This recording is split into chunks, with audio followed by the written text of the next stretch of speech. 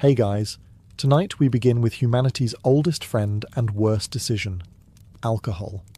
From ancient temples to medieval taverns, we've been finding creative ways to ruin mornings since civilization began. So before you get comfortable, take a moment to like the video and subscribe, but only if you genuinely enjoy what I do here. And let me know in the comments where you're tuning in from and what time it is for you. It's always fascinating to see who's joining us from around the world. Now, dim the lights, maybe turn on a fan for that soft background hum, and let's ease into tonight's journey together. Before civilization, before writing, before anyone figured out how to boil water without burning down the hut, someone accidentally invented getting drunk. It happened around 7000 BCE in Neolithic China, when a farmer left a pot filled with rice, honey, and fruit sitting around too long.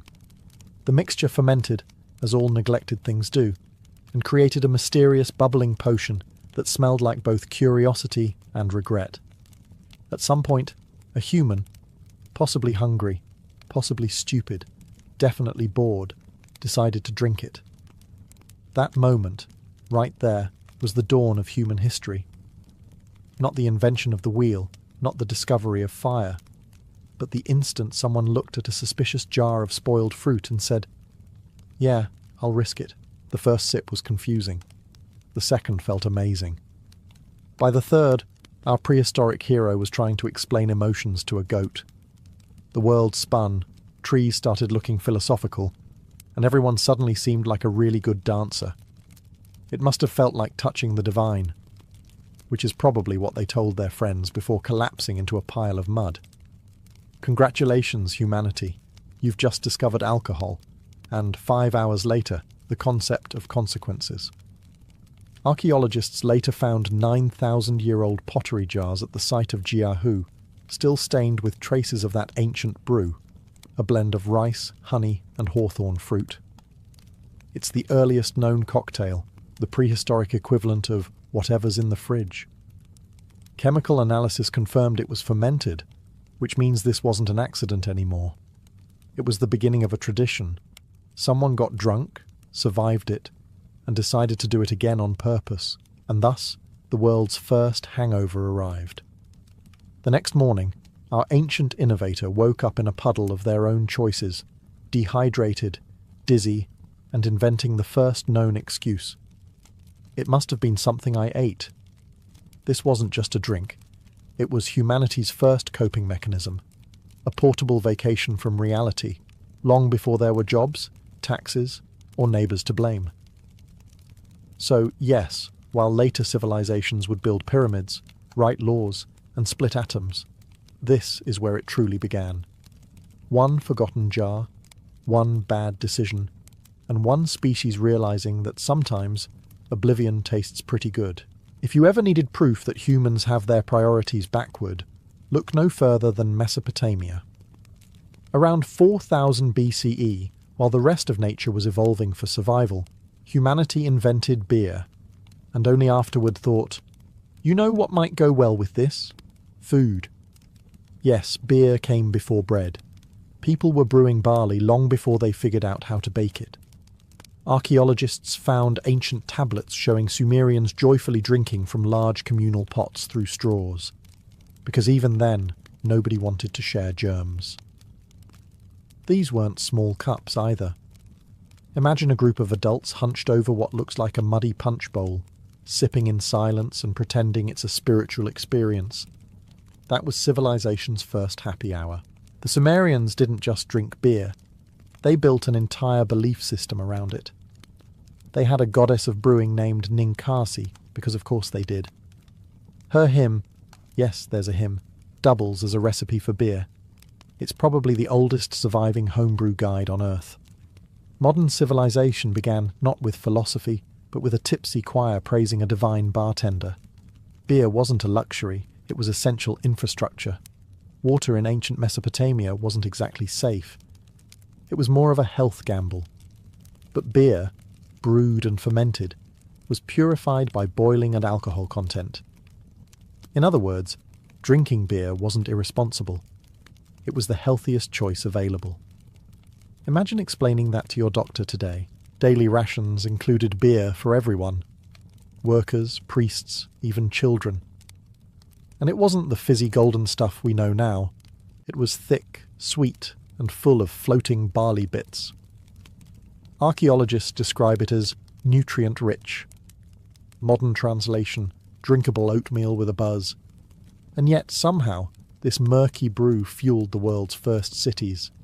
People farmed, built temples, and wrote cuneiform tablets, all while maintaining a steady state of mild intoxication. Which explains why half of early Sumerian laws sound like they were written at closing time. So yes, beer built civilization. Not logic, not language, not ambition. Just a group of dehydrated farmers, solving the world's problems one foamy bowl at a time.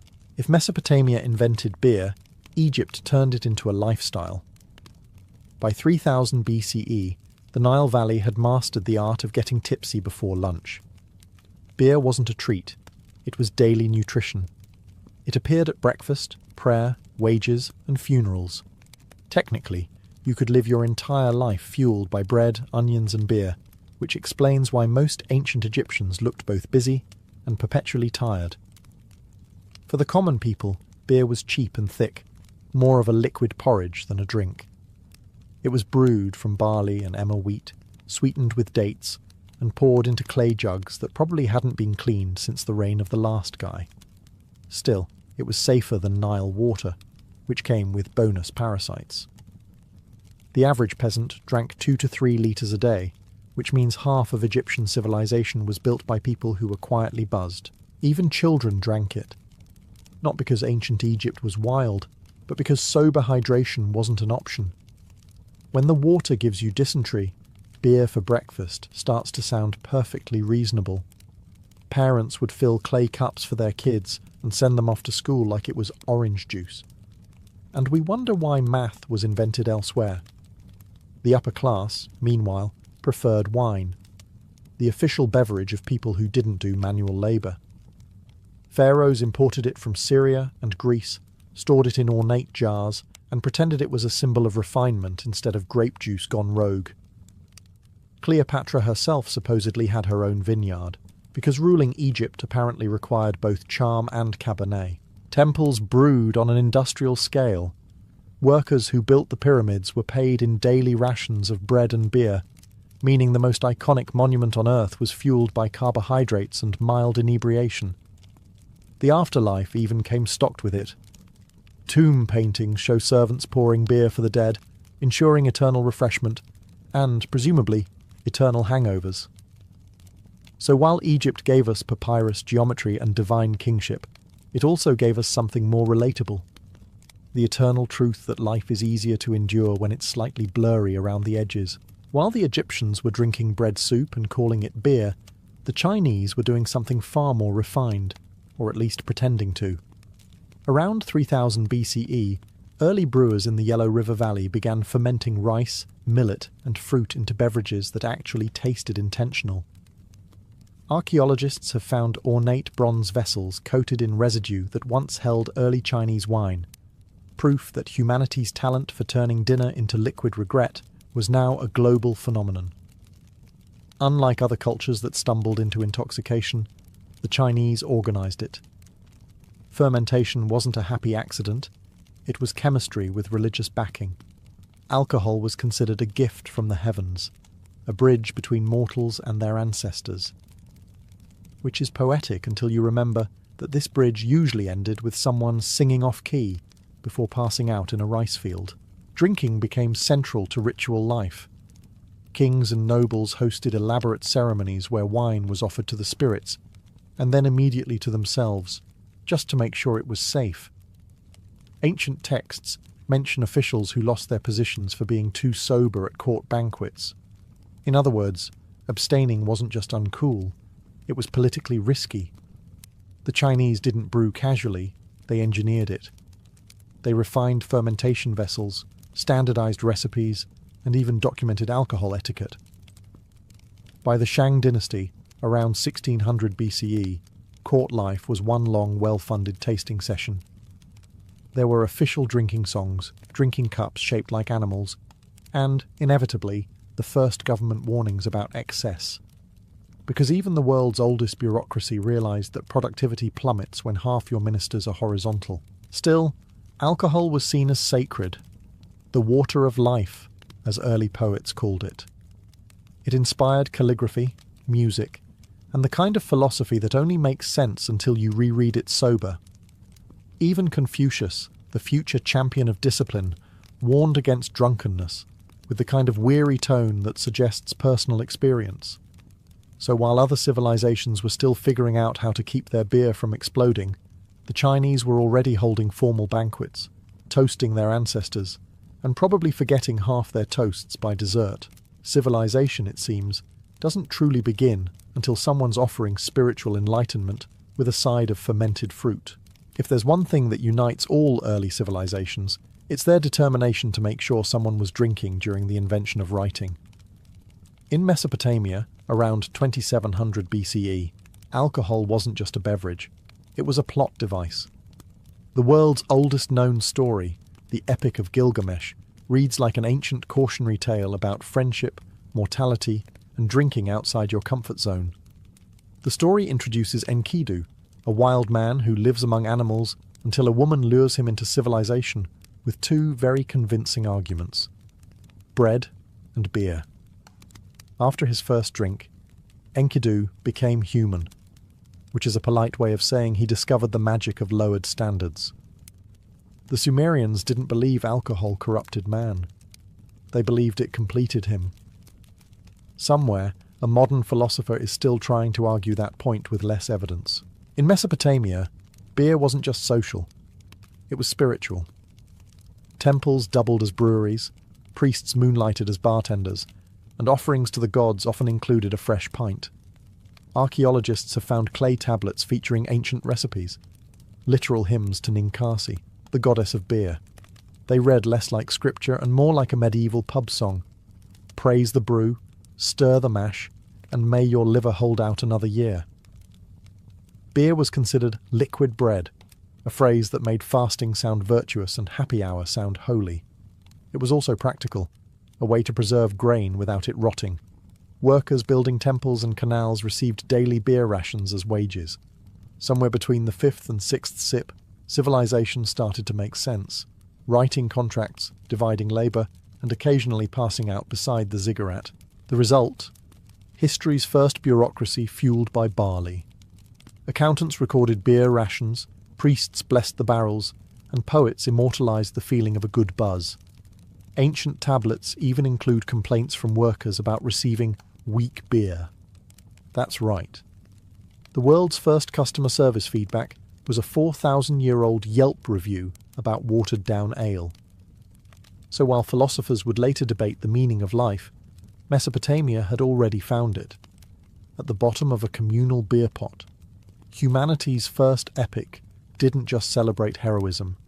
It celebrated the universal truth that no great story ever started with a salad. If Mesopotamia drank for civilization and Egypt drank for religion, the Greeks drank for conversation, and sometimes to forget the conversation they just had. By 600 BCE, Greece had elevated alcohol from mere refreshment to a full-blown social institution. The symposium, a word that literally means drinking together, which, to be fair, is still a cornerstone of Western philosophy. A symposium wasn't a tavern or a frat party, though the line was thin. It was a structured drinking event with rules, music, poetry, and at least one person pretending to be profound. The guests reclined on couches, servants poured wine, and everyone discussed ethics until ethics stopped mattering.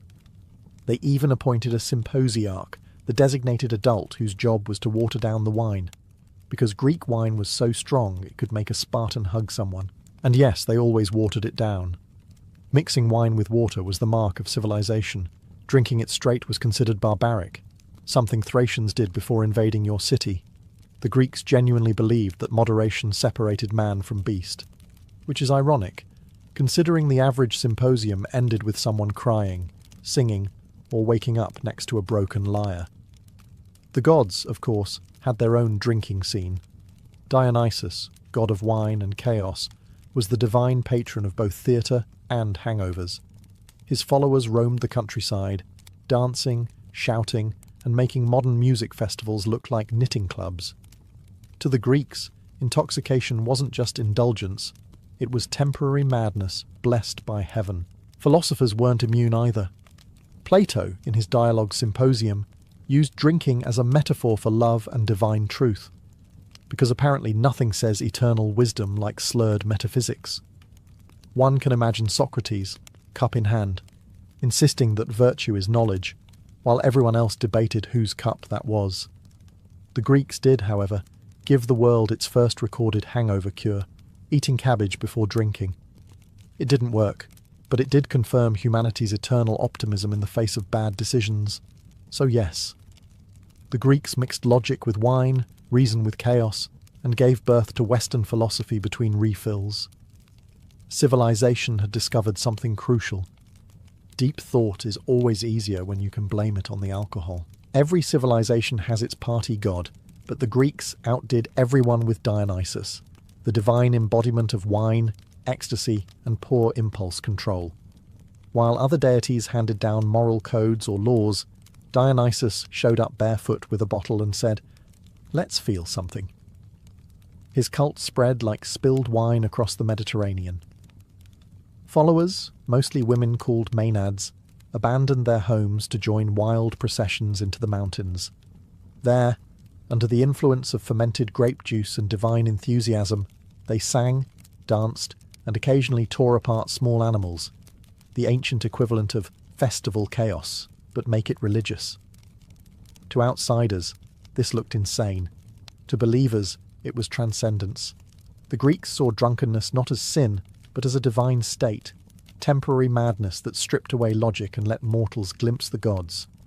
In short, Dionysus was history's first spiritual excuse for bad decisions. His festivals, the Dionysia, were wild, joyful, and mandatory.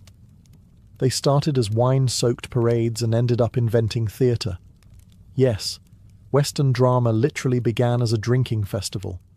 Tragedy and comedy were born in the same place. Someone once shouted, "Who drank all the amphorae?"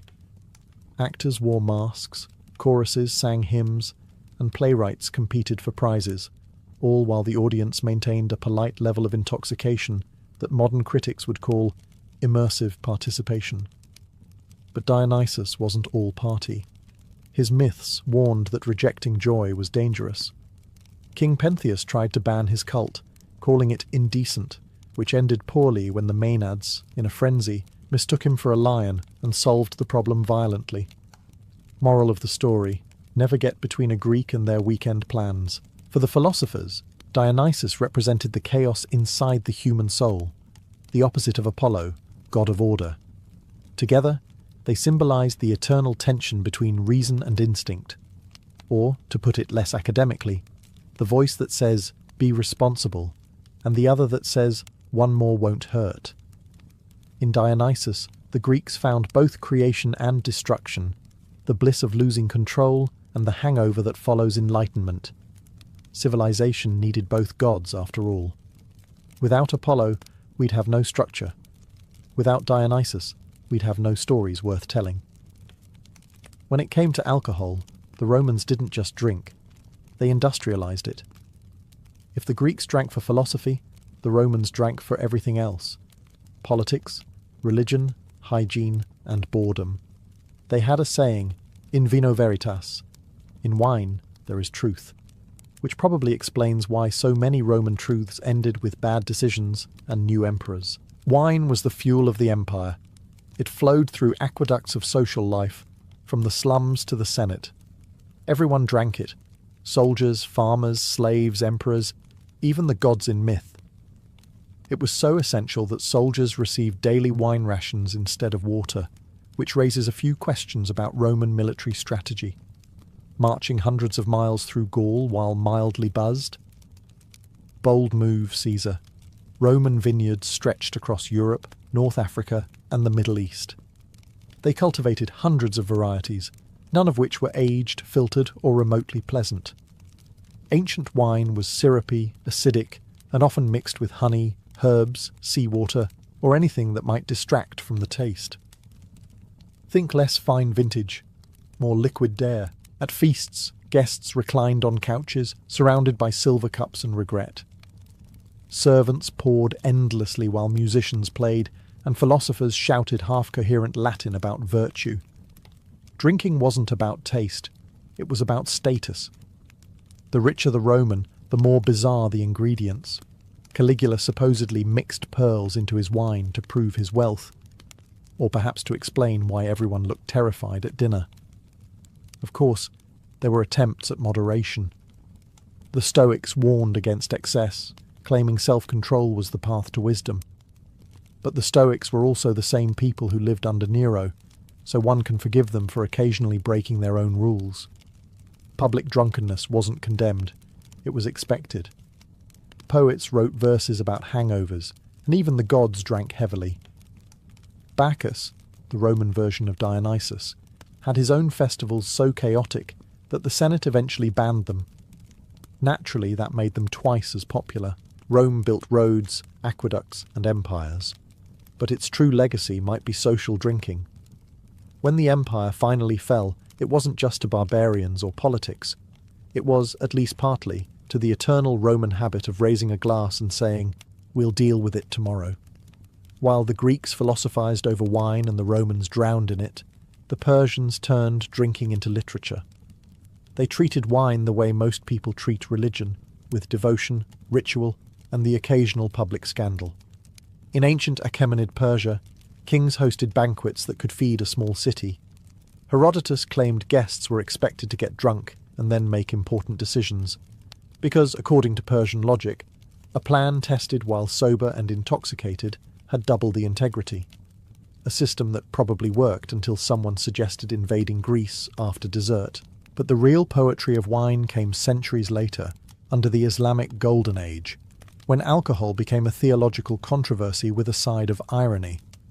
The Quran banned it, yet Persian poets couldn't stop writing about it. They called it the forbidden nectar, the ruby of the soul, liquid wisdom.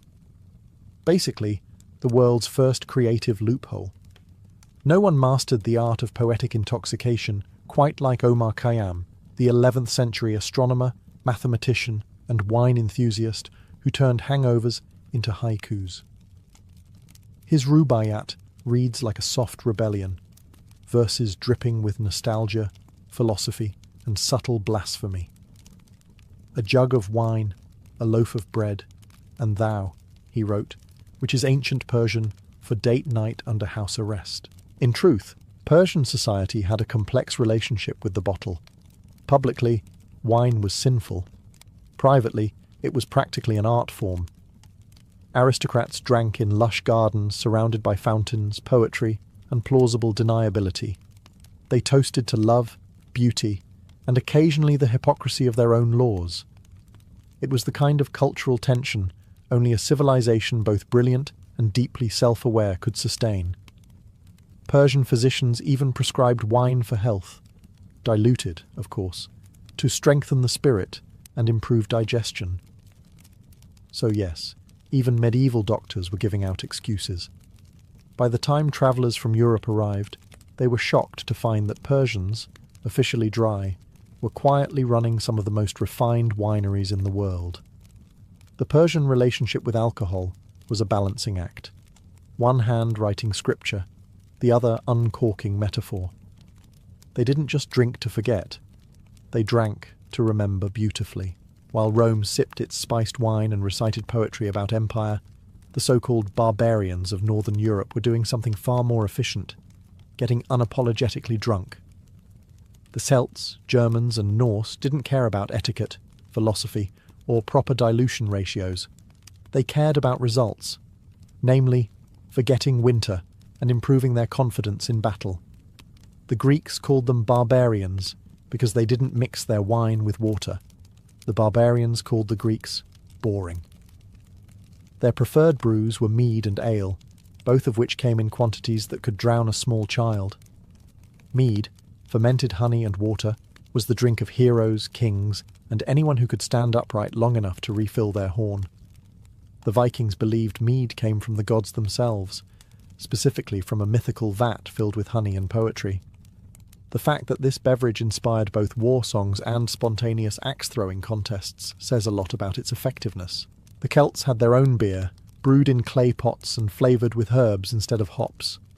They drank it from communal bowls, shouting toasts that probably sounded inspiring at the time and incoherent the next morning. In Celtic culture, hospitality meant refilling your guest's cup until they achieved spiritual enlightenment, or passed out. Meanwhile, the Germans developed ale so strong that even Roman diplomats mentioned it with caution. When Tacitus wrote about German tribes, he described them as fierce, brave, and fond of drunken councils, which is ancient Latin for, they keep making military plans they can't remember. But drinking wasn't just recreation, it was ritual.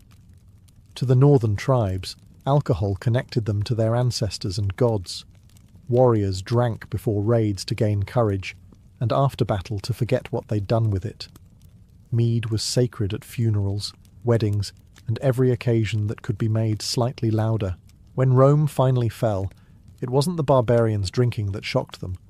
It was the realization that these uncivilized people had been celebrating life the whole time. Where Rome had laws, they had toasts. Where Rome had rhetoric, they had rhythm. In the end, the so-called barbarians didn't just conquer the empire, they outdrank it. And that, in its own way, might be history's most intoxicating victory. When the Roman Empire collapsed, it left behind three things: bad roads, suspicious water, and an enormous collective hangover. Into that chaos stepped a new kind of hero, the monk. They didn't wear armour, wield swords, or chase glory. They brewed beer. Yes, while barbarians were busy inventing kingdoms and plundering libraries, monks quietly perfected the art of fermentation. In cold, draughty monasteries from France to Bavaria, they discovered that beer could be more than survival fluid. It could be holy hydration. During fasting, when food was forbidden but liquids were allowed, monks brewed a thick, nourishing beer they nicknamed liquid bread. It was practical theology. Obey God, stay hydrated, and feel pleasantly detached from earthly suffering. Medieval monastic beer wasn't the light golden brew we know today. It was dense, cloudy, and packed with calories. More a meal you could pour than a drink you could chug. Monks refined recipes, experimented with yeasts, and standardized brewing temperatures centuries before craft beer became a personality trait. Some even kept brewing logs more detailed than royal chronicles, because priorities. Every monastery had its own style. The Benedictines favoured malty sweetness, the Cistercians aimed for purity, and the Trappists perfected patience, the virtue most useful when your entire existence revolves around waiting for fermentation. Beer wasn't just sustenance, it was an economic engine. Monks sold it to pilgrims, travellers, and anyone desperate to forget feudalism for an evening. The church tolerated this because, frankly, it worked. Beer was safer than water and kept the populace content. A mildly intoxicated peasantry was a peaceful one, and since monasteries controlled production, holiness stayed comfortably profitable. Some historians credit these monks with saving beer itself. Without their careful record-keeping, brewing might have vanished alongside Roman plumbing and dental hygiene. Instead, they turned it into a science. Today, when you crack open a Belgian ale, you're tasting the legacy of men who took vows of silence, and then invented a drink that made silence enjoyable. So while knights won glory and kings claimed crowns, monks won something more enduring: the eternal gratitude of anyone who's ever needed to make medieval life a little more bearable.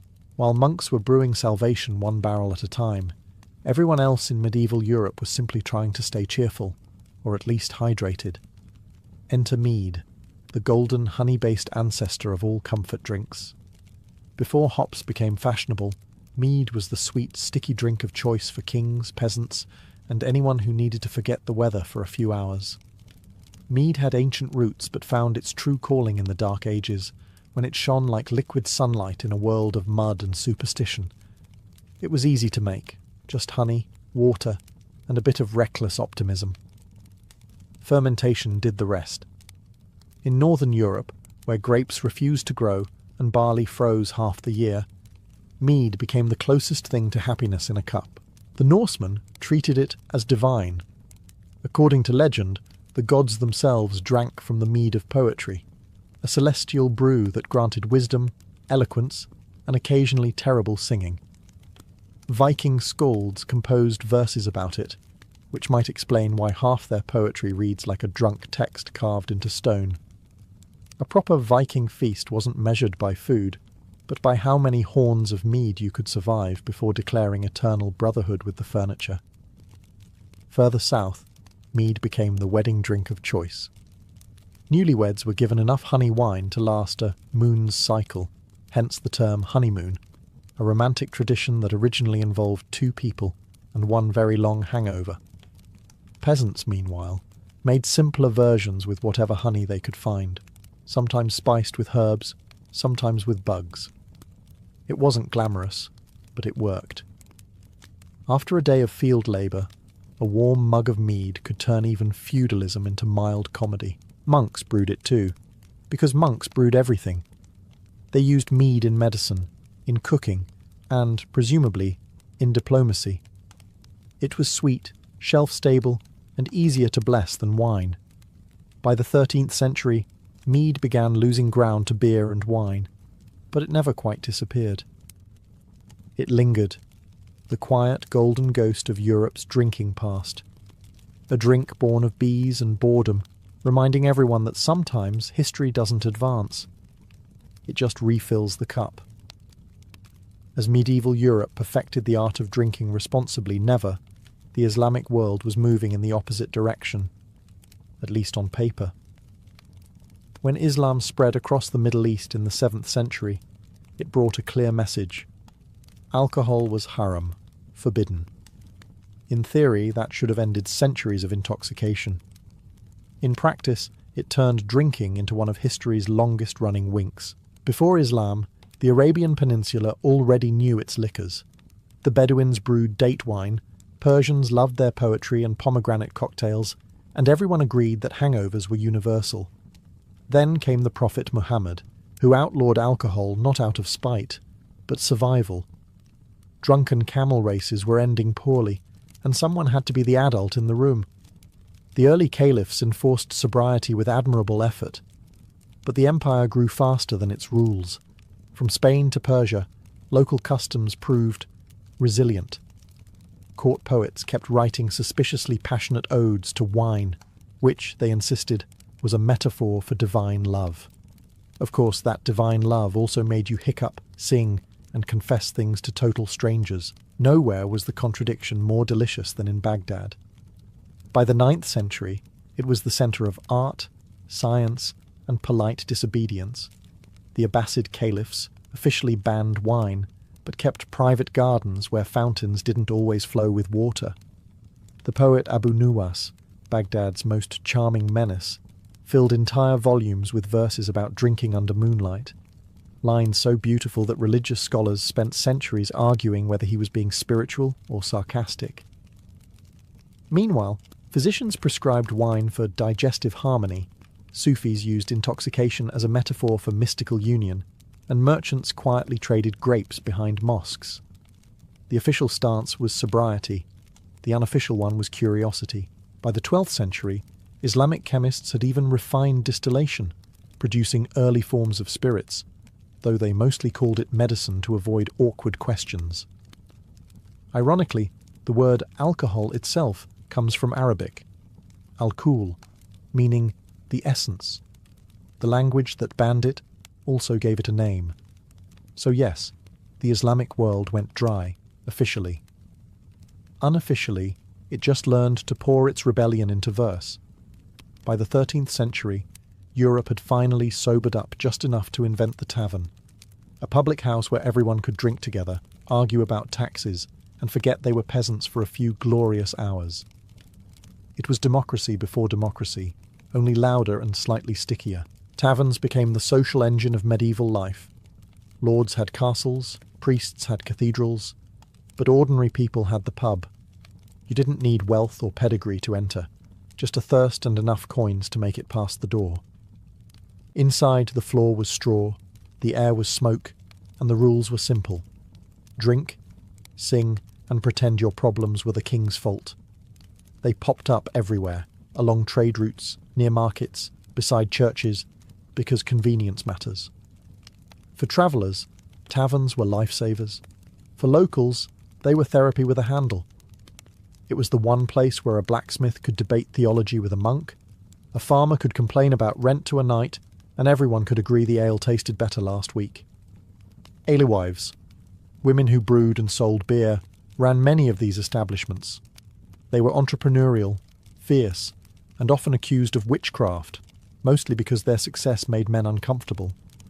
Their trade signs, broomsticks, cats, and cauldrons, later inspired much of the witch imagery we know today.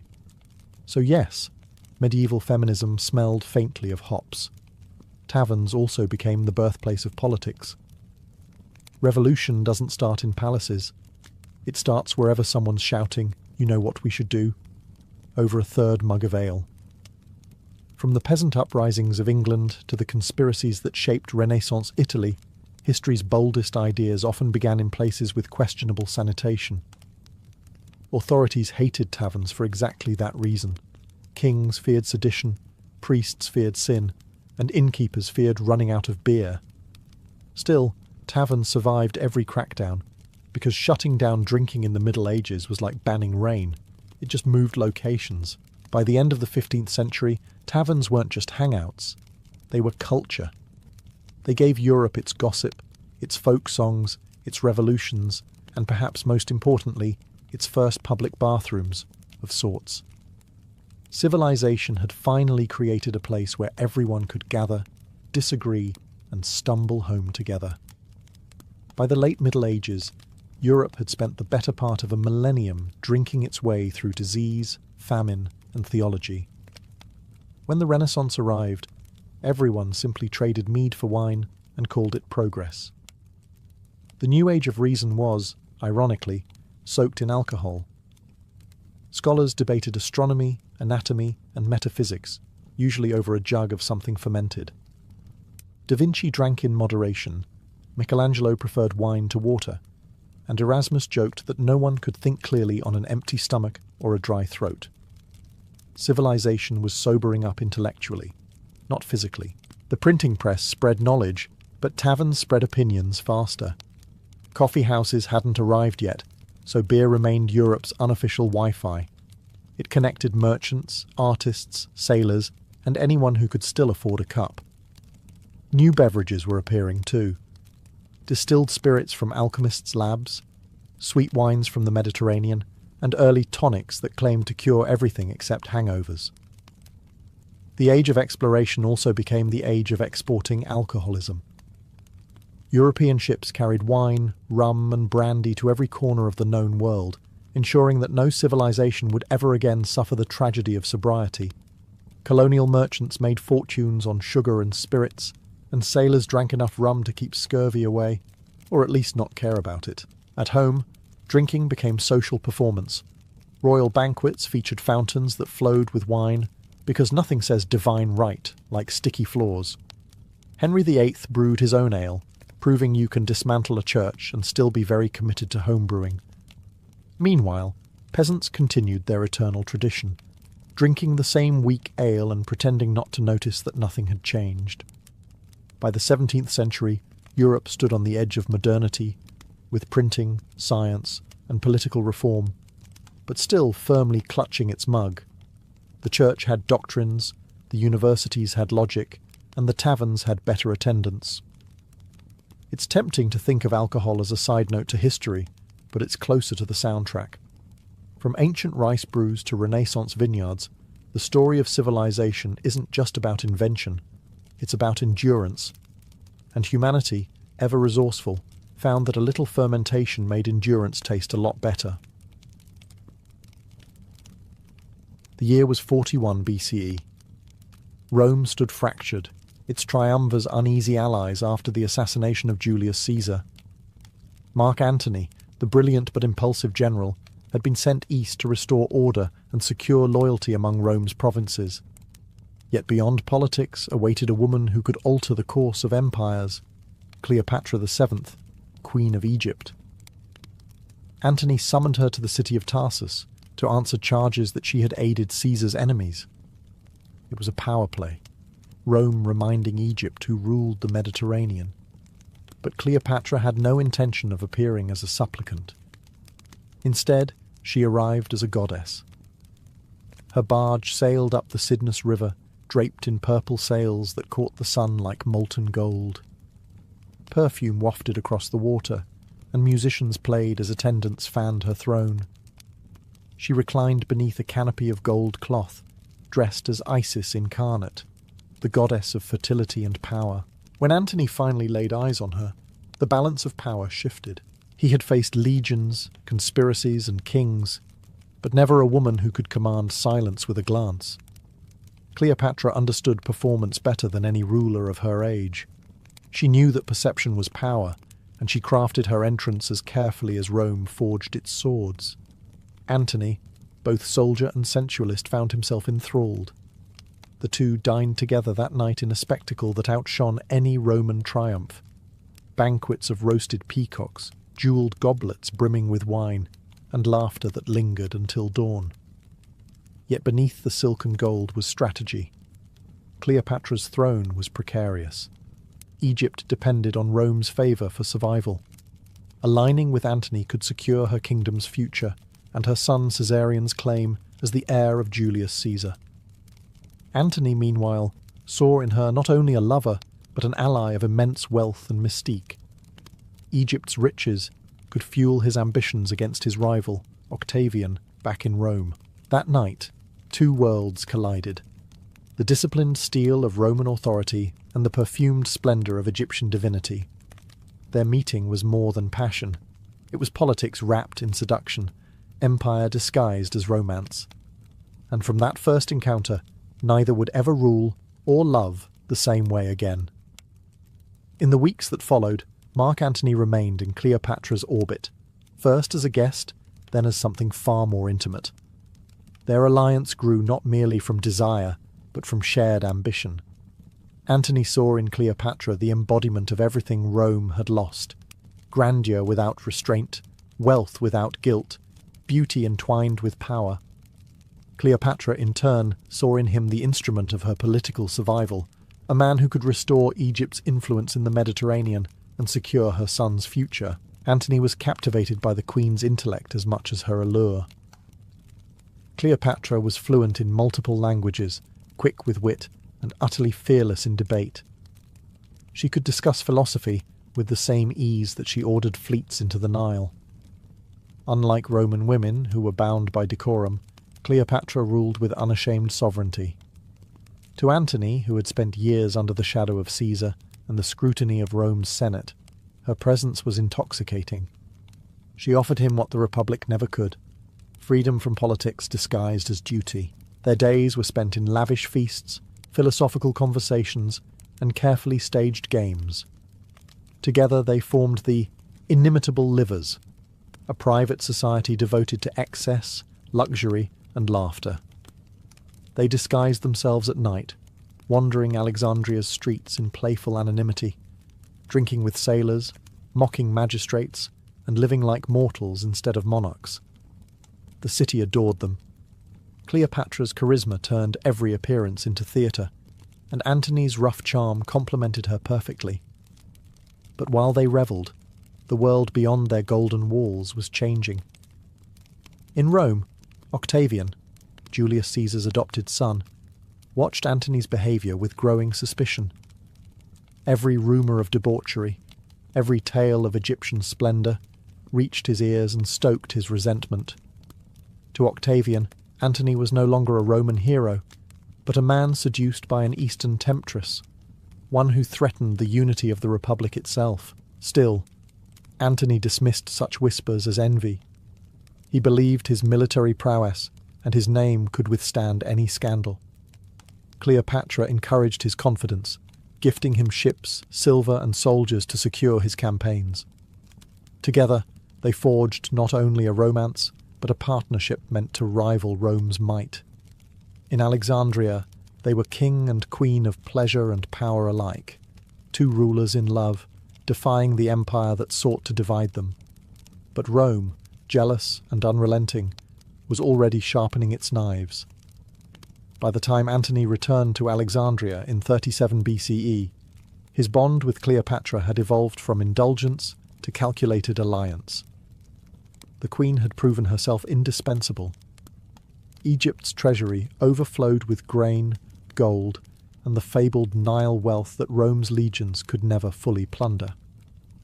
For Antony, who dreamed of surpassing Caesar's glory and ruling the Eastern world, Cleopatra was both muse and means. She welcomed him with the splendour of a pharaoh.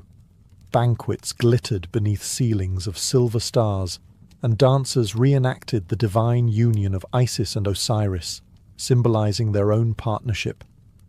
Cleopatra presented Antony with gifts not of love, but of empire, ships for his campaigns, soldiers trained in Egyptian archery, and the loyalty of the eastern provinces. In return, Antony granted her territories, Cyprus, Crete, parts of Syria and Cilicia, restoring much of Egypt's former Ptolemaic domain. It was a gesture that infuriated Rome, which saw its general carving away pieces of the Republic for a foreign queen. To their followers, however, Antony and Cleopatra appeared as divine counterparts, he as the new Dionysus, god of wine and conquest, she as Isis, the mother of kings. Together, they styled themselves rulers of the East, openly embracing the grandeur of monarchy that Rome pretended to despise but secretly envied. Antony's Roman discipline softened. He dressed in Eastern robes, adopted Egyptian rituals, and held court in the lavish palace overlooking the Nile. Cleopatra bore him twins, a boy and a girl named Alexander Helios and Cleopatra Selene, symbols of their union's divine legitimacy. Their births were celebrated as omens of a new dynasty that would unite East and West. Cleopatra saw in her children not just heirs, but living proof that her bloodline could outlast Rome's. Yet not everyone rejoiced. In the marble halls of the Senate, whispers turned to outrage. Antony's distribution of kingdoms to Cleopatra's children, the so-called donations of Alexandria, was viewed as treason. To the Romans, he was no longer a protector of their interests, but a man bewitched, handing the world's riches to an Egyptian seductress. In their palace, the lovers toasted to eternity beneath the fragrance of lotus and myrrh. But beyond the Nile, storm clouds gathered. Octavian's propaganda began to paint them as enemies of Roman virtue, a decadent queen and a fallen hero, daring to dream of empire in defiance of the Republic. As the years passed, Antony and Cleopatra built a world that seemed to float between myth and power, a realm of pleasure gilded by ambition. Alexandria became the beating heart of their empire, where politics was conducted in marble halls perfumed with incense, and feasts became councils of strategy. The queen's court shimmered with philosophers, engineers, and poets, each serving her vision of an Egypt reborn under divine rule. Antony, the hardened general who once commanded Rome's armies, found himself transformed. No longer bound by the Senate's scorn, he revelled in the Egyptian ideal of kingship, a god among men. He trained his legions by day and feasted by night, hosting spectacles that blurred the line between politics and performance. Cleopatra joined him in armour on parade, presenting herself as Isis beside her consort Dionysus.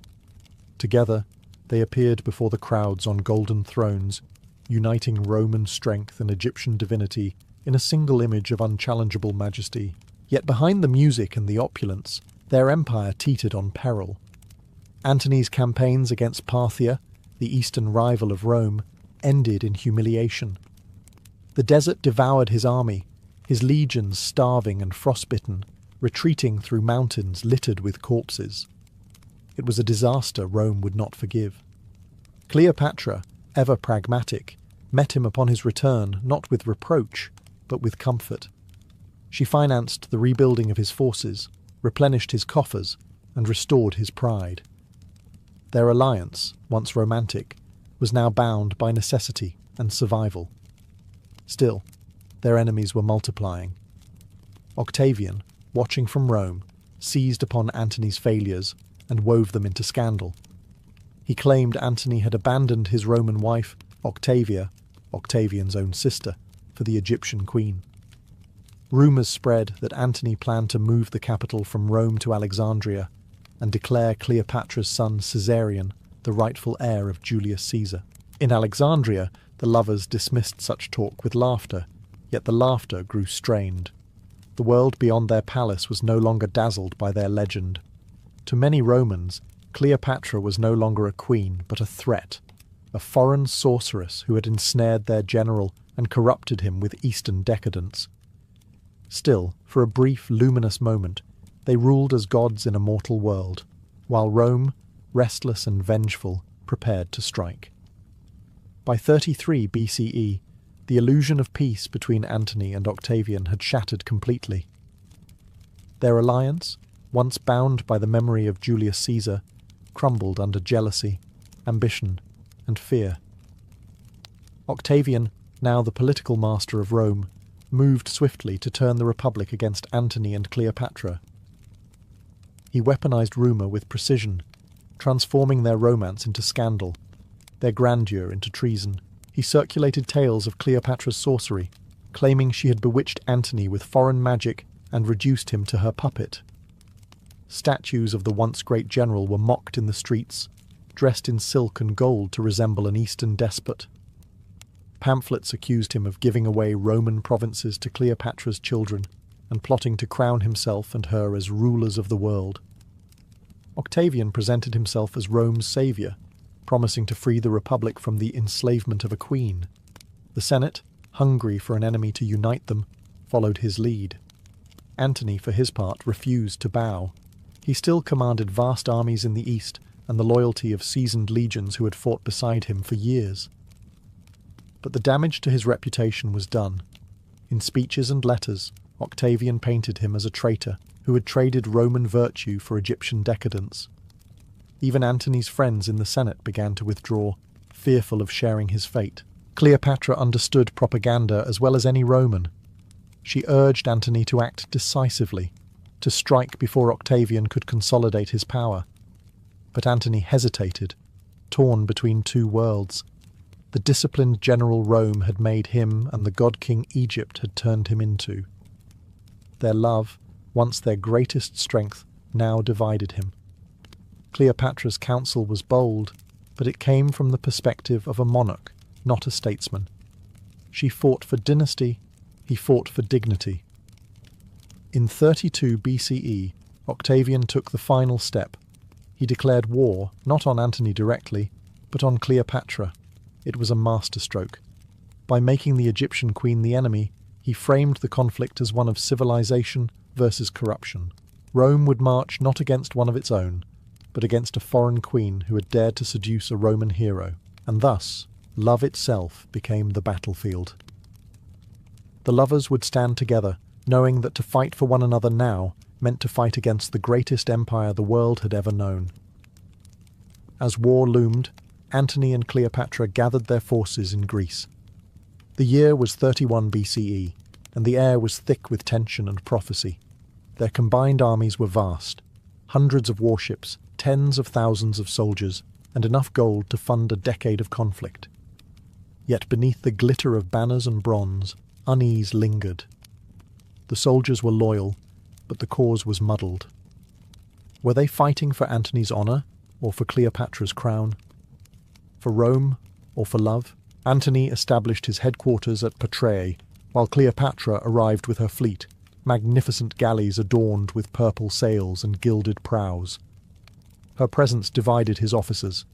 To some she was a symbol of divine fortune, to others a distraction that eroded Roman discipline. Commanders whispered that Antony had surrendered strategy to passion.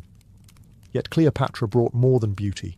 She brought money, provisions, and a fleet trained on the Nile, disciplined and fierce. Without her, Antony's campaign would have starved before it began.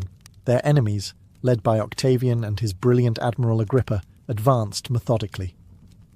Agrippa seized key ports along the western coast, cutting Antony's supply lines and isolating his fleet. Antony's officers urged him to fight on land, where his legions held the advantage. But Cleopatra, wary of another desert disaster, insisted on a naval battle. She believed her fleet's size and the favourable winds of the Ionian Sea would turn the tide. Antony, ever torn between love and logic, agreed. The lovers spent their final days before battle together in a tense stillness, half strategy, half farewell. Cleopatra tried to mask her fear behind regal poise, while Antony, weary and uncertain, sought omens that refused to favour him. The priest's readings were grim, the stars indifferent. When dawn broke over the Gulf of Actium, the sea shimmered like a mirror of fate. Antony's ships, massive but unwieldy, faced Octavian's smaller, more agile fleet. Cleopatra's flagship gleamed at the centre, a beacon of gold amid the mist.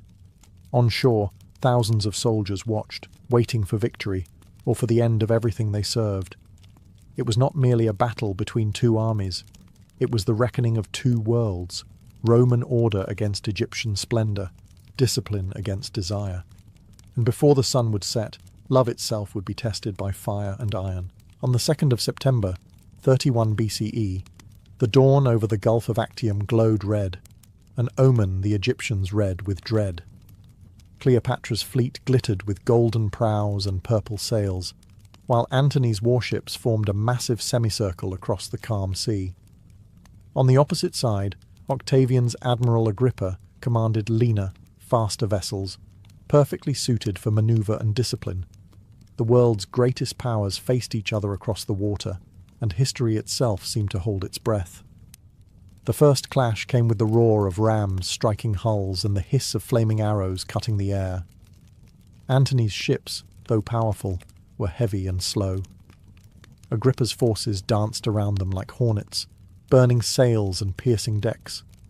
The chaos grew, smoke turning the bright day into a choking twilight. Amid the din, Cleopatra's flagship waited behind Antony's line, its golden canopy trembling with the wind. Then, at the height of confusion, Cleopatra made her move. Seeing the tide turning against them, or perhaps fearing capture, she raised her sails and steered south toward open water. Whether it was panic, strategy, or prearranged escape, no one can say. But Antony, upon seeing her banner retreat, abandoned command. He leapt into a small vessel and followed her, leaving his fleet leaderless. The sight of their commander fleeing shattered the morale of his men. Roman discipline crumbled into chaos. Ships burned, crews surrendered, and the sea became a graveyard of broken oars and corpses. Agrippa's fleet surged forward, crushing what remained. By nightfall, the battle was over. Rome had triumphed. When Antony finally reached Cleopatra's ship, the two met in silence.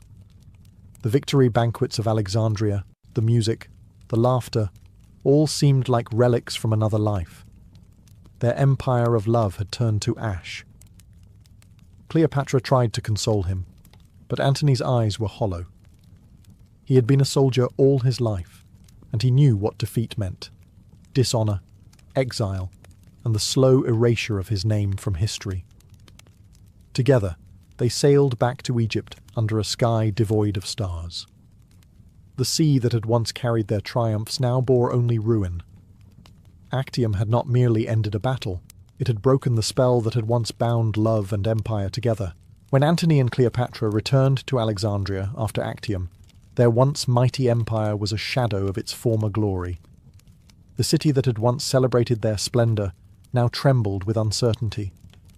The merchants whispered, the nobles watched, and the priests prayed. But all could feel it. Rome was coming. Still, within the marble halls of the palace, the lovers refused to yield to despair. Cleopatra filled the courts with music and incense, determined to maintain the illusion of power, even as the world collapsed around them. Antony, once the Lion of Rome, was broken. He rarely appeared in public, choosing instead to train what troops remained with grim determination. He still had the loyalty of a few thousand men, but his spirit was fading. Cleopatra tried to rekindle his strength, reminding him of his victories, of his name, of his legend, but Antony knew that Octavian's shadow stretched too far to escape.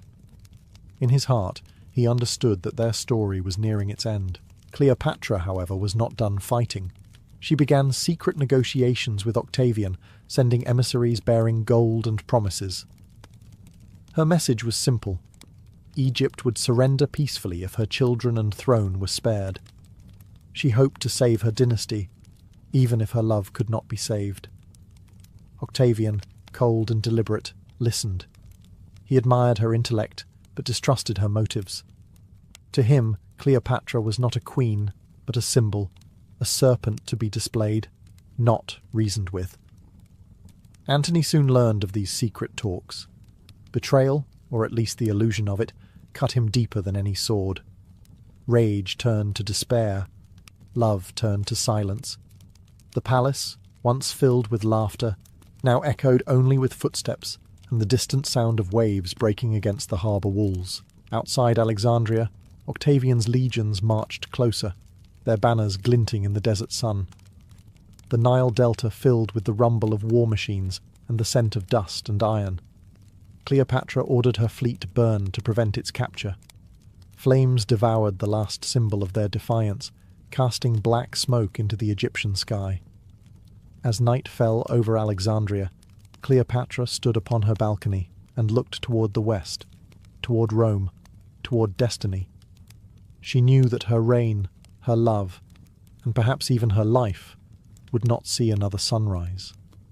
The final act was about to begin. By the summer of 30 BCE, the sands of Egypt had turned red with Rome's advance. Octavian's legions closed in on Alexandria from every direction, their banners gleaming beneath the relentless sun. Cleopatra's forces, outnumbered and demoralized, began to crumble. The city's gates, once the pride of the Ptolemies, now stood as mere symbols of defiance against the inevitable. Inside the palace, Cleopatra and Antony faced the end with the same intensity that had defined their love. Antony, haunted by failure and the loss of his honour, resolved to meet death as a Roman should. When false news reached him that Cleopatra had taken her own life, he fell upon his sword. As he bled out, servants rushed to tell him the truth, that the queen still lived. Mortally wounded, Antony demanded to be taken to her. They carried him to Cleopatra's hidden chamber, where she had taken refuge in her mausoleum, a glittering tomb she had built for herself long before defeat. As he was lifted through a window, bleeding and pale, Cleopatra held him in her arms. He died there, whispering her name, the last word of a soldier who had conquered half the world but been conquered by love. Octavian entered Alexandria soon after. He found Cleopatra in mourning but still regal, draped in gold and defiance. He promised her safety, intending to parade her in chains through the streets of Rome as a living trophy of his triumph. But Cleopatra, the last pharaoh of Egypt, would not be humiliated. She prepared her final act as carefully as she had once prepared her entrance to Antony's court. On the 12th of August, she adorned herself in royal robes and seated herself upon her throne one last time. At her feet lay a basket of figs, harmless to the eye, deadly within. Concealed among them was the asp, the sacred serpent of Egypt, symbol of divine royalty and death. As it bit her, Cleopatra remained silent, her face serene. She died as she had lived, on her own terms, between history and myth. When Octavian found her lifeless body, he realized he had conquered a kingdom but lost a legend. With Cleopatra's death, the line of the pharaohs ended, and Egypt became a province of Rome. Yet her story, of love, power, and defiance, would echo through the centuries, eternal as the Nile itself. For a man who sought to conquer the world, Alexander the Great was undone not by swords, but by hearts. The son of Philip II and tutored by Aristotle, Alexander was raised to see power as destiny. Yet beneath the armour of the conqueror beat a heart far more unpredictable than any army he commanded. For all his victories on the battlefield, his greatest rebellions were often against tradition itself, and nowhere was that clearer than in his marriages. In 327 BCE, after years of relentless campaigning across Asia, Alexander met a woman who would defy every expectation of what a Macedonian queen should be. Her name was Roxana, a Bactrian princess, the daughter of Oxyates. The story goes that Alexander saw her for the first time at a feast in the mountain fortress of Sogdian Rock, shortly after his forces had captured it. She danced before him with a dagger in her hand, her movements fierce yet graceful, her eyes unflinching. To his generals, she was a captive. To Alexander, she was fire. What followed shocked his court. Instead of sending her to Macedonia as a trophy, or offering her as a political pawn, Alexander married her. No council, no negotiation, no alliance building, only love. His men grumbled that he had lost his mind, that the greatest conqueror alive had been conquered by a foreign girl. But Alexander didn't care. For perhaps the first time in his life, he acted purely from desire. The ceremony was held according to Persian custom, an act that outraged his Macedonian officers, who viewed it as yet another sign of Alexander's growing Eastern decadence. Yet to him, it was more than romance. It was symbolism. By marrying Roxana, he sought to unite East and West, to embody his dream of a single empire where cultures could blend rather than clash. Roxana, intelligent and proud, quickly adapted to her role. She was not the docile queen many expected. She was possessive, cunning, and deeply protective of her husband's legacy. Their union was both tender and dangerous, passion entwined with power, and though she bore him no heir during his lifetime, her hold on his heart was absolute. But Alexander's story and scandal was only beginning. Love may have chosen Roxana, but politics would soon demand far more. Roxana might have won Alexander's heart, but she quickly discovered she was not his only love. In his world, affection was not bound by gender or convention. For years, one name had followed Alexander across battlefields and into legend: Hephaestion. His companion since youth, his confidant in war, Hephaestion was more than a friend. To many, he was Alexander's other half, the man who understood him in ways no queen ever could. Roxana soon grew to despise him. She could not rival Hephaestion's history with the king. No feast, no embrace could erase the years they had spent together riding into battle and sharing command tents. When foreign emissaries addressed Hephaestion as Alexander's equal, Roxana's fury boiled. To her it wasn't politics, it was betrayal. Alexander, however, refused to choose. He loved them both in his own way, seeing no contradiction.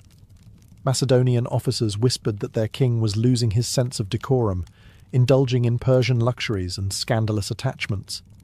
Some even mocked him behind closed doors, calling Hephaestion the second Alexander. But none dared confront him openly. Alexander's temper was as legendary as his affection. When Roxana's jealousy became too fierce to hide, Alexander distanced himself from her. Yet she remained his wife, fiercely devoted, her influence growing quietly behind the palace walls.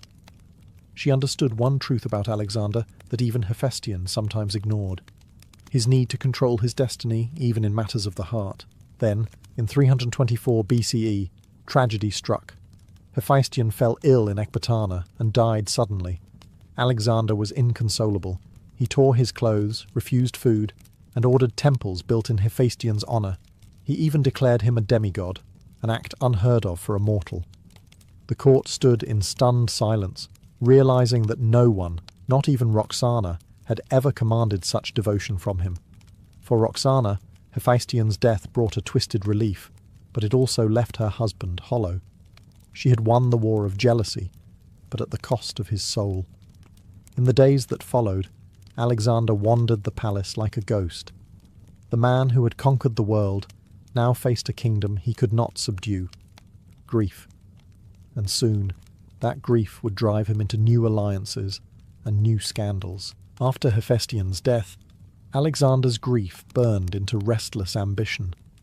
He needed distraction, something grand enough to drown sorrow. That something came in the form of empire. By 324 BCE, he ruled from Greece to the Indus River, yet he knew conquest alone could not bind his world together. He sought to fuse the bloodlines of Macedonia and Persia, creating a new ruling class loyal to him alone. And as with all of Alexander's visions, it began with a marriage. At Susa, the Persian ceremonial capital, he staged a spectacle the world had never seen. 90 of his leading officers were to wed noble Persian women in a mass ceremony designed to symbolize unity between East and West. At the center of it all, Alexander himself took 2 brides, Statera, the daughter of the defeated King Darius III, and Parysatis, daughter of the Persian king Artaxerxes. It was pure politics disguised as romance. The marriages cemented his claim to the Achaemenid royal line, legitimizing his rule in Persian eyes. But back in the Macedonian ranks, disgust simmered. Soldiers who had followed him through deserts and battles now watched their king dressed in Persian robes, kneeling before a foreign princess. To them, it was betrayal. A man once hailed as the defender of Greece now looked like the heir of Persia. Roxana, still queen in name, was not invited to the ceremony. Her jealousy was volcanic. She had risked everything to be Alexander's chosen, and now she was overshadowed by royal brides with higher birth and political significance. But she knew her husband well. Power moved him more than passion ever could. She remained in the shadows, calculating, silent, waiting for her moment. For Alexander, however, the union was more than symbolic. He believed himself the divine bridge between civilizations, a living embodiment of the gods. The marriages were to seal his vision of one world, one empire, one destiny. Yet even as he stood among garlands and incense, clasping the hands of Darius's daughter, murmurs of discontent echoed through his court. Macedonian officers muttered that their king was lost, no longer one of them, but a Persian in spirit. Alexander didn't care. He had wedded not just women, but entire nations. But love, power, and legacy rarely share the same bed. The weddings at Susa were meant to unify Alexander's empire, but they fractured his army instead. To the Macedonians who had marched with him from Pella, their king's new Persian identity was a bitter insult. He now wore flowing robes, demanded prostration before his throne, and spoke of himself not merely as a king, but as a living god. What had begun as admiration for their leader was slowly turning into quiet resentment. At the victory feasts, Persian nobles sat beside Macedonian officers as equals, an unthinkable sight to men who had spent years shedding blood to defeat them. Alexander's vision of cultural fusion sounded noble in theory, but in practice, it felt like betrayal. The soldiers began to whisper that their king had gone mad, that he cared more for the Persians he conquered than for the men who followed him. The real scandal came when Alexander publicly kissed one of his Persian companions, Bagoas, during a festival in front of his entire court. The gesture stunned the Macedonians. To them, such open affection between men, especially from their king, was a humiliation. Bagoas had once been a favourite of Darius III, and now he had become Alexander's. The symbolism was too much to bear. The Macedonian lion had inherited not only Persia's empire, but its courtiers and their vices. Some officers tried to remind Alexander who he was, a Greek king, not an Eastern despot. But Alexander had long since stopped listening. He surrounded himself with flatterers and mystics who called him the son of Zeus Ammon, destined to rule as a god among men. Those who resisted his transformation often met grim fates. Clytus the Black, one of his oldest companions, was slain by Alexander's own hand after daring to criticize him during a drunken quarrel. By the time the army reached Babylon, the divide was complete. The soldiers worshipped their general, but no longer understood their king. To them, he was lost, consumed by Persian luxury, blinded by love and ambition. But Alexander saw something they could not. An empire bound not by swords, but by marriage, ritual, and faith. His vision was magnificent, terrifying, and utterly his own, and it was about to consume him. Roxana's silence after the Susa weddings was not forgiveness. It was calculation. She had watched Alexander take 2 Persian princesses as wives before the eyes of the world, and though she smiled for ceremony, her fury ran deep. She had once been the only woman in his life, the symbol of his love beyond politics. Now she was a shadow beside two royal brides with greater lineage and richer dowries. But Roxana was not a woman who accepted defeat quietly.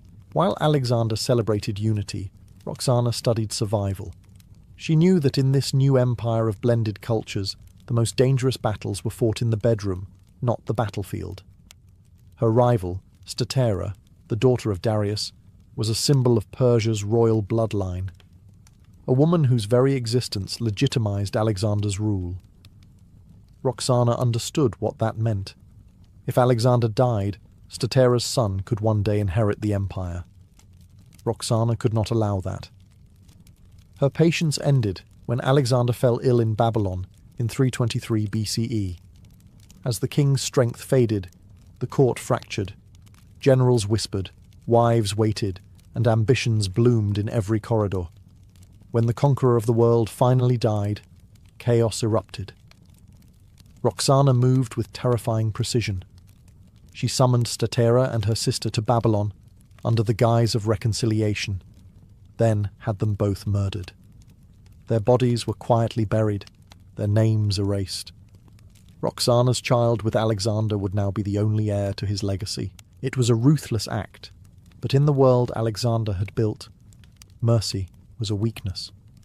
The same woman who had once danced before him with a blade in her hand now wielded it in his absence. Macedonian officers turned pale at the rumour of her deed, yet none dared to challenge her. She was, after all, the mother of Alexander's son, and in the fragile order left behind, that gave her power few could touch. Still, vengeance came at a price. Roxana gained an empire's throne, but lost the love that had once defined her. In her attempt to protect her place in history, she became the very thing she had once feared, a pawn of politics, a queen surrounded by ghosts. Alexander had conquered nations. Roxana conquered the aftermath. The empire Alexander left behind was as vast as it was unstable, stitched together by blood, ambition, and love gone wrong.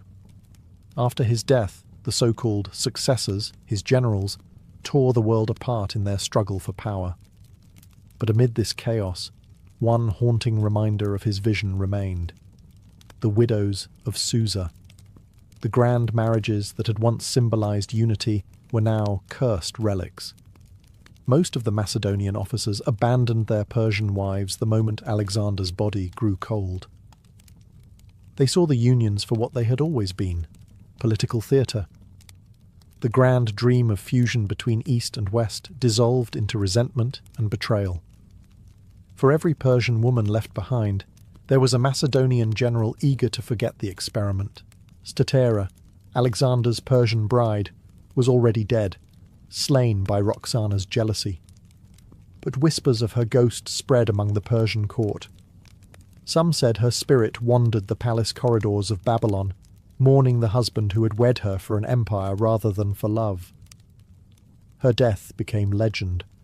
The first blood spilled in the disintegration of Alexander's dream. Roxana, now mother of the king's only legitimate heir, Alexander IV, found herself surrounded by vultures. Generals who had once bowed to her husband now looked at her child as a pawn, a symbol to legitimize their own power grabs. She remained guarded, sharp, and ruthlessly aware that the world her husband built was turning against itself. In the east, Persian nobles lamented the loss of the Achaemenid line.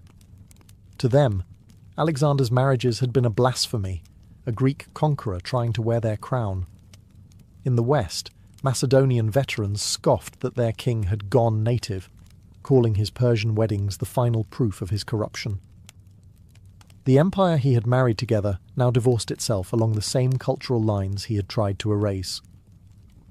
The ghosts of Susa were not just the abandoned wives or the murdered princesses. They were the dying echoes of Alexander's impossible dream. His attempt to unite hearts and empires had failed. What remained was grief, betrayal, and the slow unravelling of everything he had once held sacred. After Alexander's death, Roxana became both queen and prisoner, a woman trapped in the empire her husband had built, but could no longer hold together. Her only protection was the child she carried, Alexander's son, the infant who would be known as Alexander IV. That child was her crown, her shield, and her curse. Every general in the fractured empire saw him as a tool, the key to legitimacy in a world now ruled by ambition and steel. Roxana fled Babylon under the protection of Perdiccas, Alexander's trusted lieutenant who claimed to guard the royal family. But loyalty in this new world was as fragile as glass. The generals, Ptolemy in Egypt, Antigonus in Asia, Cassander in Macedonia, were carving up the empire piece by piece. None of them feared Roxana. They feared the name her child bore. The boy represented unity, something none of them could allow to survive. Still, Roxana played her part shrewdly. She projected the image of a grieving widow, meek and loyal, while quietly manoeuvring behind the scenes. She reminded those around her that her son was not just a prince. He was the living blood of Alexander the Great, born of both Macedonian and Persian lines. It was a story she wielded like a weapon, invoking the memory of the man no one dared openly betray. But time was cruel. The world had no place for a child king or a queen without an army. Perdiccas was soon murdered, and with his death, Roxana lost her last true ally. She and her son were taken to Macedonia, placed under the protection of Cassander, a man whose smile concealed the patience of a serpent. For years, Roxana kept the boy hidden, teaching him tales of his father's greatness, whispering that one day he would reclaim his birthright. Yet deep down, she knew the truth. Alexander's empire was dead, and so was the dream that had once bound it. By the time her son reached adolescence, Cassander no longer needed symbols. Quietly, efficiently, he ended the last chapter of Alexander's bloodline. Roxana and her son were executed in secret. The world moved on, and the widow who had once ruled the greatest empire on earth vanished, leaving only legend in her place. By the time Roxana and her son vanished from the world, Alexander's story had already begun to slip into legend. His empire had splintered, his generals had crowned themselves kings, and the dream of a united world lay in ruins. Yet amid the smoke of forgotten cities, one truth endured, that no man had ever loved, ruled, or defied convention quite like Alexander. His passions were as vast as his conquests, and his marriages revealed the soul of a man torn between love and legacy. The people of his empire told different stories depending on where they lived. To the Persians, Alexander was the foreign god-king who had tried to blend their bloodlines with Macedonian steel. To the Greeks, he was the tragic genius who lost himself to Eastern decadence. And to his soldiers, the men who had followed him through deserts and across the Hindu Kush, he was something far stranger, a man too human to be a god, yet too godlike to be fully human. His loves too became part of that mythology. Roxana, the wild beauty from the mountains, came to symbolize passion, love at first sight, fierce and doomed. Statira, the daughter of Darius, represented diplomacy and empire, the marriage of conqueror and conquered. And somewhere in between stood Hephaestion, the soulmate, the mirror of Alexander's own restless heart. Together they formed the trinity of his desire, the lover, the queen, and the companion, each embodying a different facet of who he was. The Macedonians, who once mocked his Persian customs, later told tales of divine signs at his wedding, of omens that foretold his death and glory.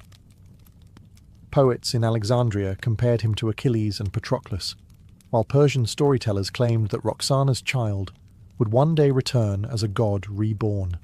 Even centuries later, Roman emperors and medieval kings would look to Alexander's life for inspiration, and to his loves for warning. For in the end, Alexander's marriages were more than scandal. They were prophecy. They revealed the cost of vision, the price of uniting worlds that were never meant to merge. His empire perished, his wives died, his son was silenced. But the legend of the man who loved too boldly, ruled too widely, and lived too fiercely would never die. In the centuries that followed his death, Alexander became more myth than man. Historians chronicled his victories, Poets praised his courage, and rulers across continents sought to claim his bloodline or his blessing. But the stories that lingered most vividly were not only about the cities he burned or the kingdoms he built. They were about the people who loved him, and the ruin those loves left behind. The marriages that once scandalized his court became symbols of his contradictions. Roxana, the wild bride of passion, murdered in obscurity. Stateira, the royal bridge to Persia, slain for her lineage. Hephaestion, his companion of the soul, gone before him, leaving a void that no crown could fill. And Alexander himself, the man who thought he could unite love and empire, buried in a tomb no one can find. Together, their lives formed a tragedy as grand as any epic, not of conquest, but of the human heart. In trying to merge East and West, Alexander tried to merge himself.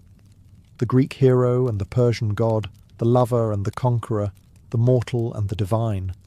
But his marriages revealed that no man, not even one who conquered the world, could conquer his own nature.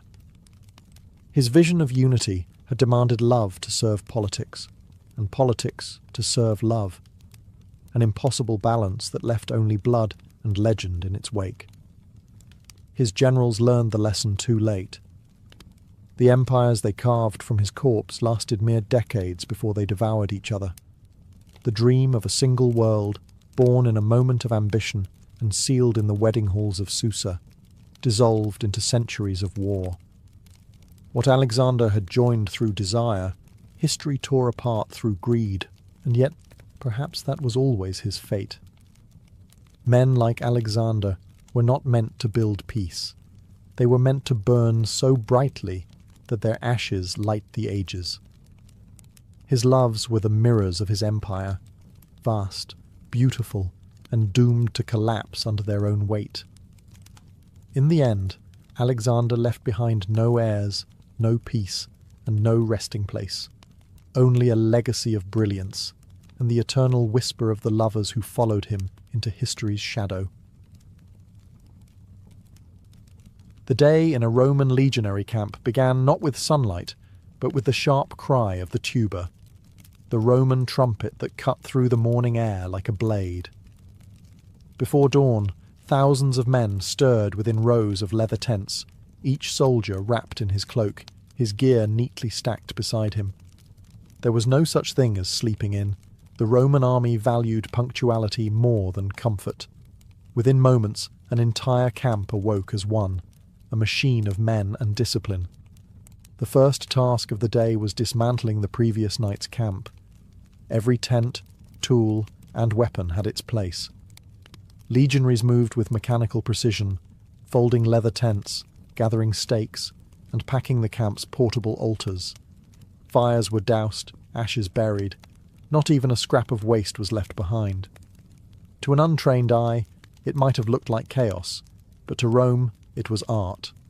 Order forged from routine. Soon came breakfast, usually cold bread, cheese and water or sour wine, eaten quickly and in silence.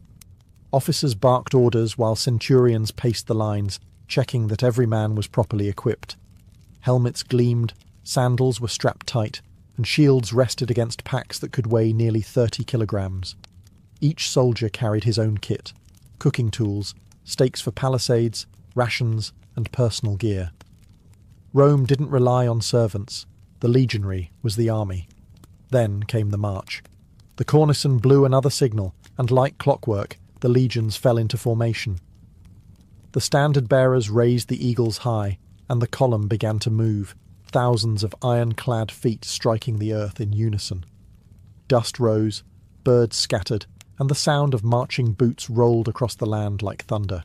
They would walk for miles before stopping, the empire's unstoppable tide inching forward one measured step at a time.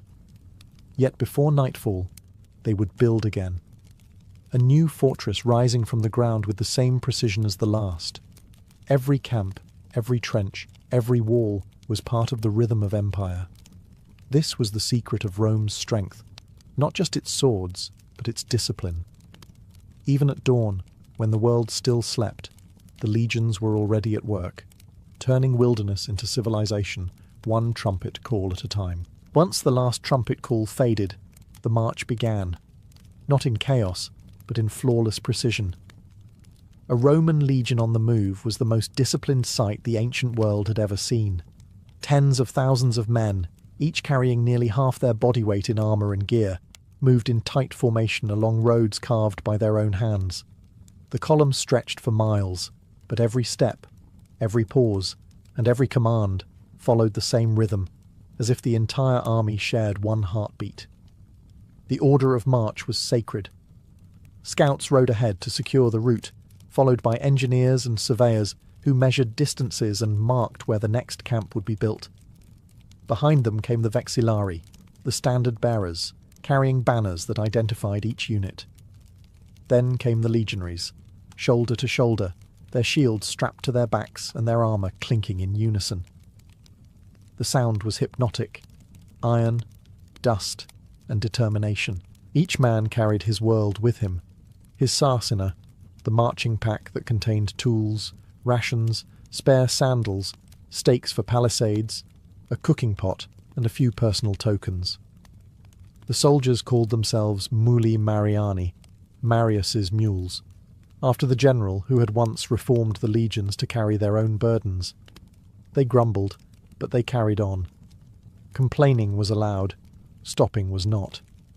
Centurions marched at the edges of the column, their vine staffs ready to strike at anyone who broke formation. Discipline was absolute. If a soldier dropped out without permission, he risked lashes or worse. The Romans believed that fear and pride kept men in line, and both were present in abundance. The heat of the day brought exhaustion. Dust stuck to sweat, and armour bit into shoulders. Yet the legions marched relentlessly, often covering 20 miles before noon. To them, hardship was routine. Comfort was weakness. Even the generals, including Caesar himself, often walked beside their men, showing that Rome's greatness was built not by nobles, but by endurance. When the day's journey ended, no rest awaited them. The second trumpet would sound soon, the signal that marked the next stage of their endless ritual. For Roman soldiers, the march was never over. Each day ended where the next fortress began. As the day's march drew to a close, the legions halted at the signal of the trumpet. But their work was far from over. The moment a suitable spot was chosen, ideally a flat area near water and away from ambush points, the Roman army transformed from a marching column into an army of engineers. Every evening, they built an entire fortified camp from scratch. The Praefectus Castrorum, camp prefect, and his surveyors began the process. Using wooden staffs, measuring cords, and a device called the groma, they laid out the precise dimensions of the camp. Every camp followed the same pattern, regardless of terrain or distance marched that day. The Romans could take a patch of wilderness and turn it into a miniature city in less than a few hours. Legionaries dropped their heavy packs, picked up shovels, axes and pickaxes, and began to dig. Ditches were carved in perfect rectangles, usually 2 meters deep, surrounding the camp like a moat. The earth from the trenches was piled inward to form a rampart, the foundation of the vallum, or defensive wall. Wooden stakes were driven in to create a palisade, sharp as spears, ready to repel attackers. Every man had his duty. The engineers oversaw construction, the legionaries dug and hammered, and the centurions roamed the site like hawks, ensuring the walls were straight and the work relentless. Even exhausted from the day's march, no soldier dared slack off. Discipline was survival. A careless hand could doom thousands if an enemy struck by night. Inside the walls, order ruled. Streets were marked out in perfect right angles, with the main road, the Via Principalis, dividing the camp. The general's tent stood at the centre, surrounded by headquarters, armories and granaries. Each cohort had its designated space, every tent lined up as neatly as a row of tiles. When the final stake was hammered and the trench completed, the tuba sounded again. The men exhaled, not in rest, but in readiness. Fires were lit, guards posted, and sentries took their stations. From above, a Roman camp glowed like a pattern of stars, geometry forged in discipline and iron. Every night they built safety with their own hands. Every dawn they would tear it down again.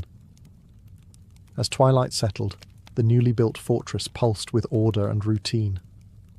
Within the freshly dug walls of the camp, there was no confusion, only purpose. Every street, tent, and pathway had meaning, laid out with mathematical precision. The Romans did not merely camp, they constructed civilization wherever they stopped. At the very centre stood the praetorium, the commander's tent. It was larger than any other, marked by standards fluttering in the evening breeze. Here, the general would plan the next day's march, issue orders, and dine surrounded by his officers. Maps were spread across wooden tables, candles flickered against bronze armour, and decisions that would shape empires were made over bread and wine. Around the praetorium lay the administrative heart of the camp, the Principia, where records were kept, pay distributed, and messages received. It also served as a shrine for the legion standards, sacred emblems that soldiers swore to defend with their lives. Losing a standard was considered worse than death. Regaining one could redeem an entire legion's honour. To one side stood the quaestorium, a guarded area holding the army's supplies, food, weapons, siege tools, and the treasury. Every item was counted, sealed, and recorded. The Romans understood that war was not won by swords alone, but by logistics. Grain and discipline were as vital as courage and steel. Farther out, rows of leather tents filled the camp, perfectly aligned like the streets of a city. Each contubernium, a group of 8 soldiers, shared one tent and a small cooking area. Here, men joked, argued, and mended gear. The smell of wood smoke and boiled lentils drifted through the air. Laughter mixed with the clang of armour being repaired and the rhythmic scrape of whetstones on blades. Evening meals were humble: barley porridge, cheese, dried meat, and watered wine. Yet for men who had marched for miles and dug for hours, it was a feast. Centurions walked the lines, ensuring discipline, while engineers checked fortifications. Every sound had order, every task a reason. As night deepened, torches burned in even intervals, casting long shadows across the camp's streets. The praetorium glowed faintly at its heart, a reminder that this was not just a resting place, but a living fortress, beating in perfect Roman rhythm. As the camp settled into evening, the daily rhythm of a Roman legionary continued, one built on order, repetition, and endurance. There was no leisure, only the illusion of rest. Every action, even the simplest, had its place within the structure of military discipline. After constructing the fortifications, soldiers turned to maintenance. Armour had to be polished, weapons sharpened, and shields inspected for cracks. Neglect was not tolerated. Rust and dull edges could mean death in battle. The camp rang with the rasp of whetstones, the creak of leather being repaired, and the quiet murmur of men speaking Latin, Greek, or native dialects. 1,000 tongues bound by the same iron code. Dinner came next. Each contubernium, a group of 8 men, gathered around their small fire to cook a shared meal. The food was simple: barley porridge, beans, cheese, sometimes a piece of salted pork. It wasn't much, but it was consistent, and in the Roman army, consistency was survival. Soldiers carried their own cooking tools, their own grain, and even their own mills. A Roman legion was self-sufficient, a mobile city that fed, armed, and maintained itself without depending on local supplies. Once fed, the men cleaned their area meticulously. Waste was buried, tools neatly arranged, and fires extinguished except for those kept for watch duties. Order was sacred. An untidy camp was a punishable offence. The centurions made their rounds, inspecting tents and checking lists. They were the backbone of the army, hard men who enforced Rome's will with both courage and cruelty. As dusk deepened, the tuba sounded again, the signal for the evening watch. Guards took positions along the ramparts and gates, their torches flickering against the new walls they had built only hours before. Beyond the camp's perimeter stretched wilderness, forests, hills, or barren plains filled with the unknown. Inside, all was control. Outside, chaos waited. Before sleep, prayers were offered. Some soldiers whispered to Mars for strength, others to household gods far from home. Then came silence, a heavy, disciplined stillness broken only by footsteps of sentries and the distant hoot of owls. For the legionary, peace was not the absence of war. It was the brief calm between trumpet calls. As darkness blanketed the camp, the illusion of rest gave way to vigilance. The Romans never slept carelessly. They understood that danger did not vanish with daylight. Each night, strict order governed who watched, who slept, and who would answer for failure. The Vigiliae Nocturni, or night watches, divided the hours between sunset and dawn into 4 shifts. Every soldier knew when he was to guard, and every centurion knew that a single mistake could destroy them all. At the start of the first watch, the tribune and senior centurions inspected the sentries stationed along the vallum, the earthen wall crowned with wooden stakes.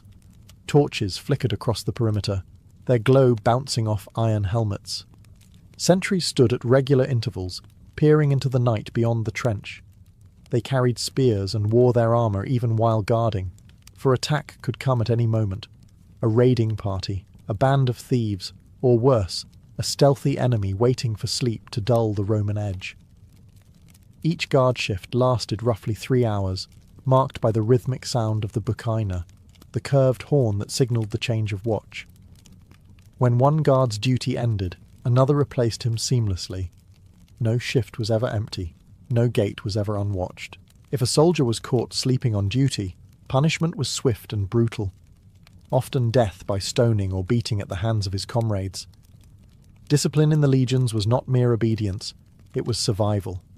Fear of dishonour ran deeper than fear of pain. To let down one's cohort was to invite the scorn of every man who trusted his life to your vigilance.